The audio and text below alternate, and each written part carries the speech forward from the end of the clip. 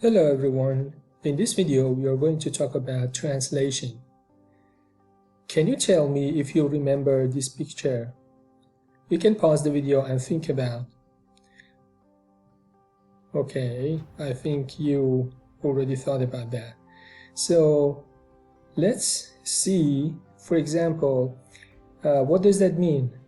If we have like adenine in the center, then the next would be cytosine, and either of the four bases, which could be uracil, cytosine, adenine, or guanine, any of them will be the codon for translation into amino acid, which is threonine. So this means that either it is ACG or ACA or ACC or ACU. All of these codons will lead to the translation of the amino acid, which is called threonine, and the same for the others.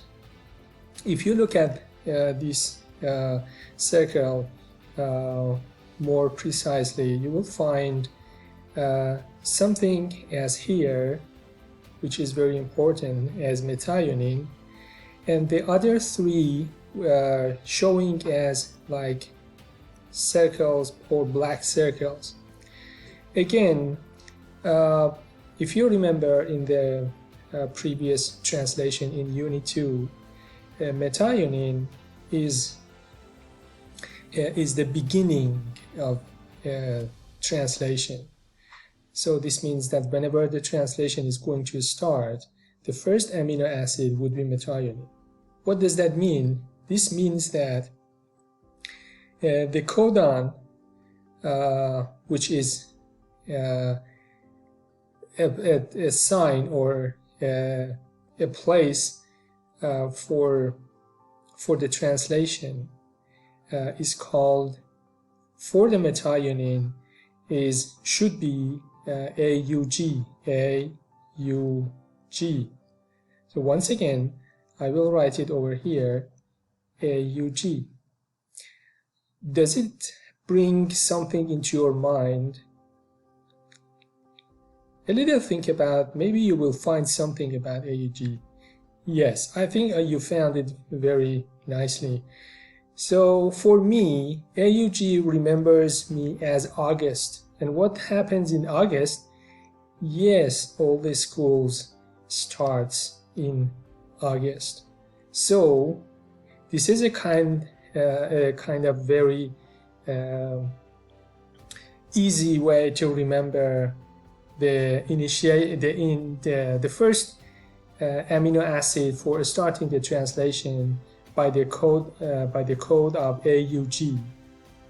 Okay, so which is reminding you as August. That's the August, the time that the school start. So, which means that it's the time that the amino acid, the translation start with the amino acid methionine with the codon of AUG. Okay, that's one tip. Another three of them, which are here. Let's see. Let's read together. UAA. So the first one is UAA, and then UAG, so the next one would be UAG, and the other one, the last one, would be UGA. So all these three black circles have the codon like this. So do you remember this one? UAA, UAG, UGA. This is how I remember. UAA, UAG, UGA. Try it. Yeah, don't be ashamed. Yeah, nobody is listening to you right now, even me. UAA, UAG, UGA. That's right. This is the way that you remember these three codons, which are responsible for the stopping of the translation.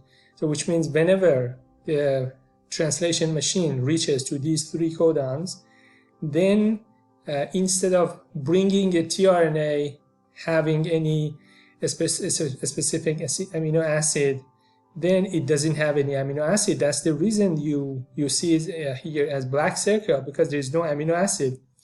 Instead, there are some factors for the termination. So that's why whenever you have these 3 codons, then the translation will stop. Okay, so that was a kind of review from the past. Let's continue. Okay, so the essential idea for the translation is that the information transferred from DNA to mRNA is translated into an amino acid sequence, of course. And I just explained the image over here. And then the genes in DNA encode protein molecules, which are the workhorses of the cell, carrying out all the functions necessary for the life. So this means that yes, the genes are responsible for necessary and important proteins and important function of the life. In the simplest sense, expressing a gene means manufacturing its corresponding protein. That's right. So if you want to have more information, yes, you can go to the following link. Let's continue.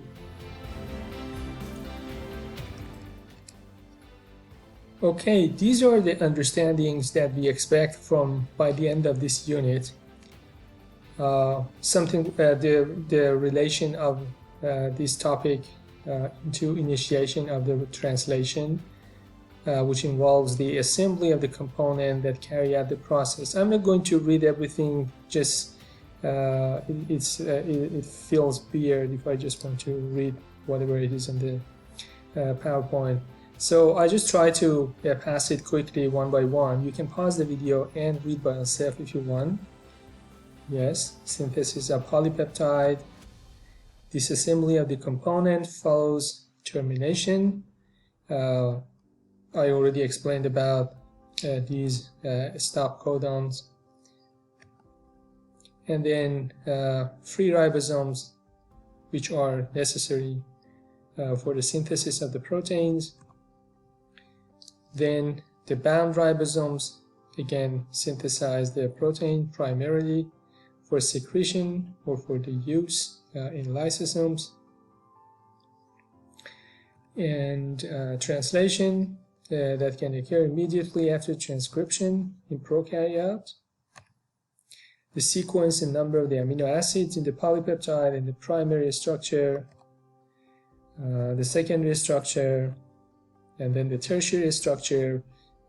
We had some conversation and discussion on the primary, secondary, and tertiary structure, I remember in the past.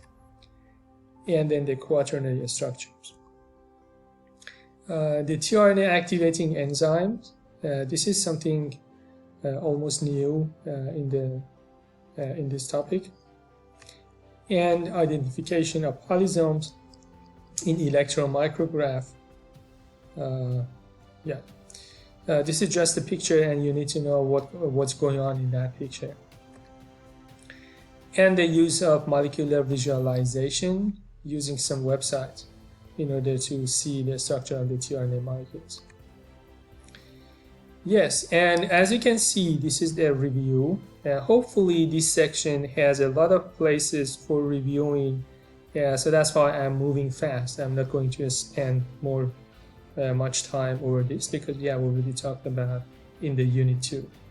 So here we go. This is the transcription, and in the transcription you will see that the first there are two DNAs. They have been separated, and then after the separation a single-stranded mRNA will be produced here. And the good point from this is that once you are making a transcription as a form of mRNA, you have to be careful that we don't have thymine.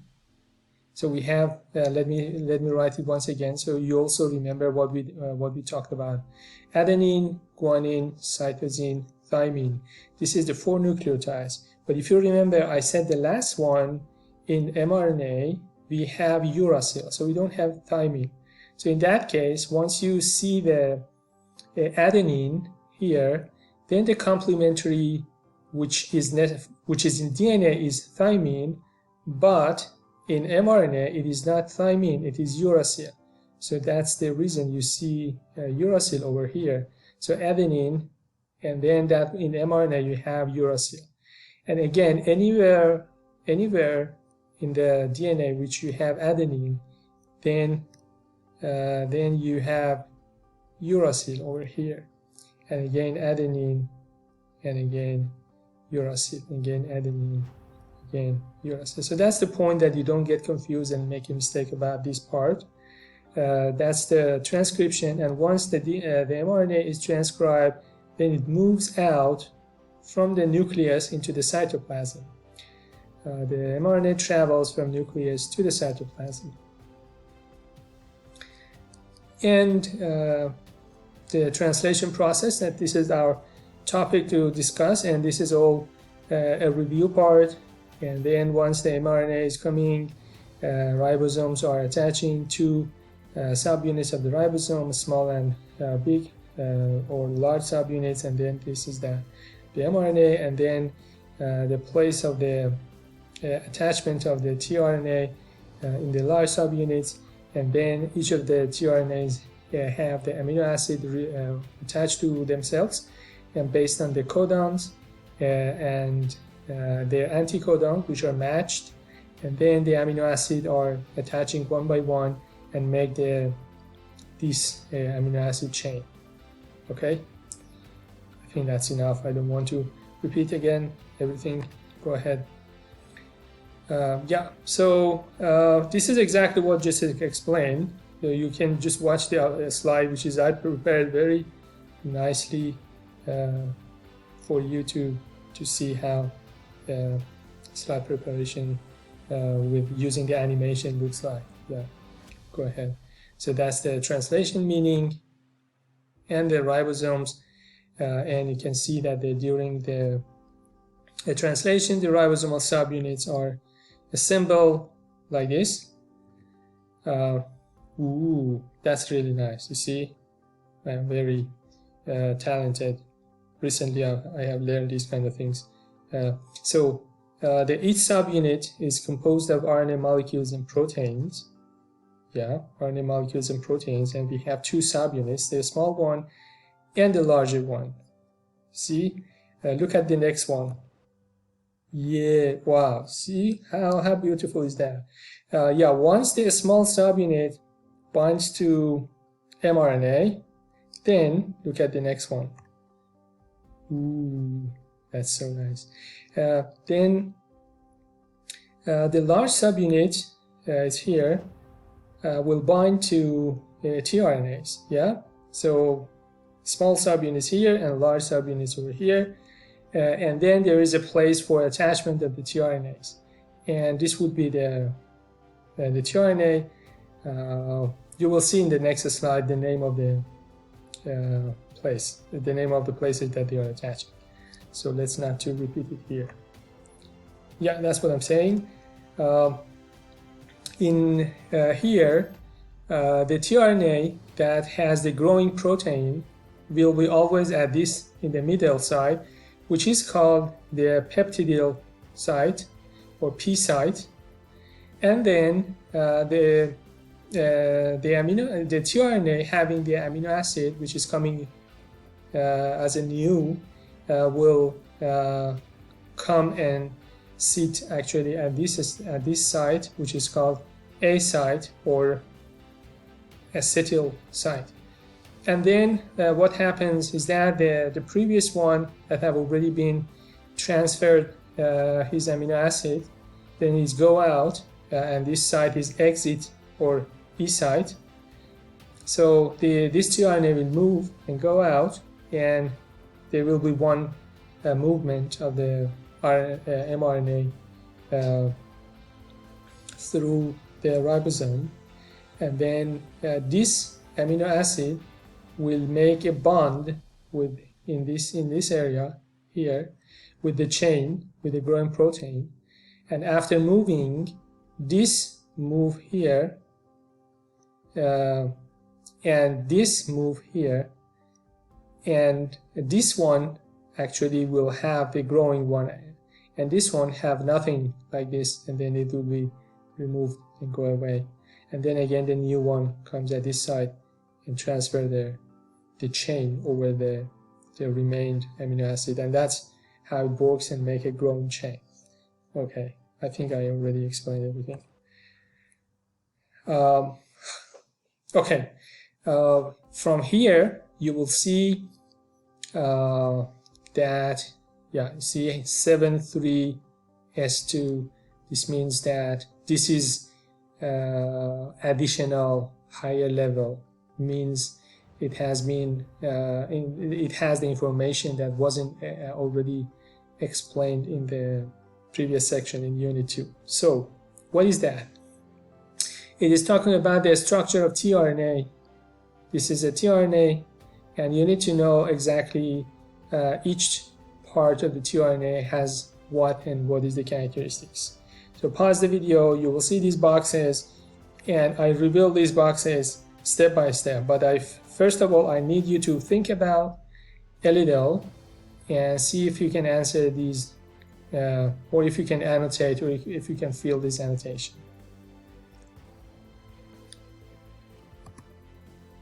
Okay, so the function of the tRNA is to bring amino acids from the cytoplasm to the growing polypeptide and to attach them in a correct location.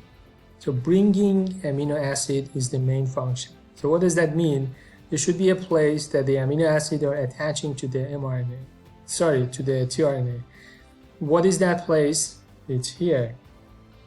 Okay. So this side attaches to amino acid at 3' end.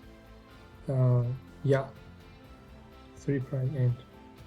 Why do we call ACC? There is a nice, way of remembering the ACC to acceptor loop. See? So easy, yeah? Your bio is so easy to remember because everything is related without any meaning, but it's still something that you can find. Yeah, so this ACC actually they are adenine, cytosine, cytosine, but just accidentally is the same as acceptor as ACC. So you know that ACC means acceptor loop. Why am I talking like this? Acceptor loop. Okay. What do we call this area? Yep. Can you pause the video and tell me what are these? Yeah, you know that, I know. Yep. I'm still waiting for you. Yeah, I think you found it. These are what? Yes, these are the hydrogen bonds. These are the double-stranded area that making the hydrogen bonds. Okay. So far you learned the first step. You learned the attach point, attach site as acceptor part, acceptor loop, which has ACC. And then the second one that you learned was the area making a double-stranded section with the hydrogen bonds, which are like this area 1, 2, 3, and 4. And the next one, which is very nice and important to remember, are the loops and the bases, which in these loops are not base paired. See, there is no hydrogen bonds here. There's no, so that's why they are making loop, because they don't make any bonds over here. So that's why you see a kind of loop over here. How many loops do we have? 3. These numbers are important, okay? We have 3 loops. And then the last one, which is anticodon, and it has 3 bases, which will attach to the mRNA codons. Pause the video and tell me if here will attach to methionine then what would be the codon over here? I know you know that. Pause the video, please. Okay, you did it. I know your answer is correctly. And yes, that was August, the time that you love because you start to come back to school in August, and that's the time that the tRNA with methionine is coming as well. Yes, mRNA has AUG, August, and then the tRNA would be one, would be adenine would be uracil, uracil would be adenine, and something like this. Yeah, so the codon here, because adenine, guanine, cytosine, thymine, and instead of thymine, uracil, so we don't have thymine, so it is U. The anticodon is UAC, but we need to remember based on the codon. So whatever we have learned and whatever you have seen in the first slide in that table and in that magical circle is based on the codon. Okay, good. So we continue the rest with the new video. Thank you.